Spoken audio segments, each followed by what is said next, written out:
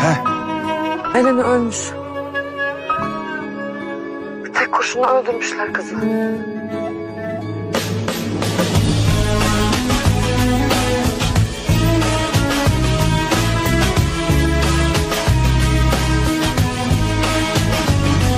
Doktor bey. He? Hakkını helal et. Helal olsun.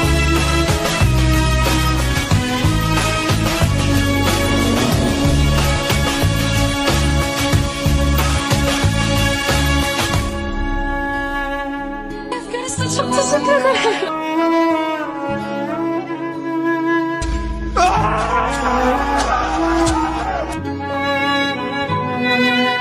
Kafayı yemedin değil mi? Yaşıyorsun ha?